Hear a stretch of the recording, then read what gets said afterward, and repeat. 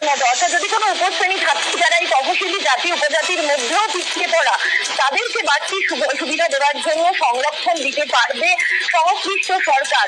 এই ঐতিহাসিক রায় আজকে জানিয়েছে সুপ্রিম কোর্টের 7 সদস্যের বেঞ্চ। এই বেঞ্চের মাথায় ছিলেন সুপ্রিম কোর্টের প্রধান বিচারপতি ডিওয়াই চন্দ্রচূড়। তিনি আজকে যেটা জানান যে 6 জন বিচারপতি কিন্তু এই রায়ের পক্ষে মত দিয়েছেন।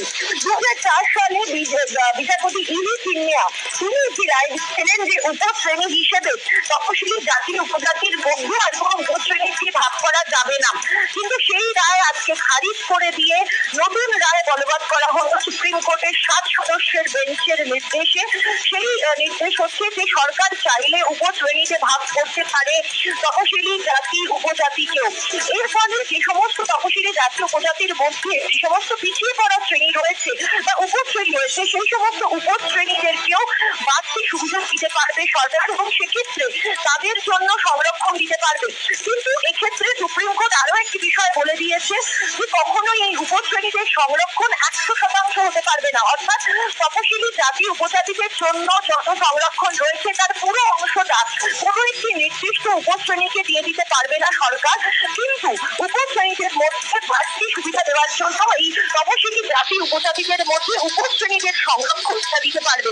একই সঙ্গে আজকে আরো একটি গুরুত্বপূর্ণ মতামত পোষণ করেছেন বিচারপতিদের বেঞ্চের মধ্যে অন্তত 4 জন বিচারপতি।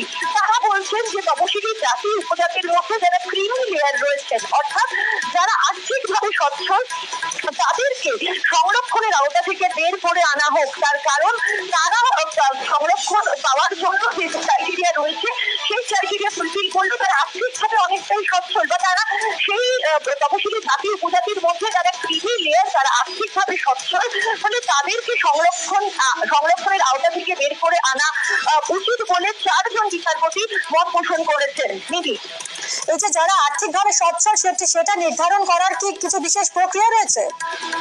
দেখো, আর্থিকভাবে সচ্ছলদেরকে আইডেন্টিফাই করার যে প্রক্রিয়া সেটি সেই প্রক্রিয়া নিয়ে কথা বলার জন্য পরবর্তীকালে কি প্রপার গাইডলাইন এবং তাদেরকে আইডেন্টিফাই করা হবে তার কিছু গাইডলাইন তারা বলে দিয়েছেন। কিছু বিচারপতি তাদের মতামত তারা দিয়েছেন।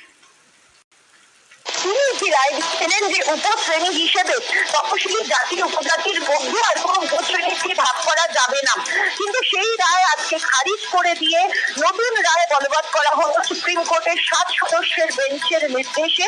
সেই নির্দেশ হচ্ছে যে সরকার চাইলে উপশ্রেণীতে তপশিলি জাতি উপজাতির মধ্যে যে সমস্ত পিছিয়ে পড়া শ্রেণী রয়েছে বা উপশ্রেণী রয়েছে, সেই সমস্ত উপশ্রেণীদেরকেও বাড়তি সুবিধা দিতে পারবে সরকার এবং সেক্ষেত্রে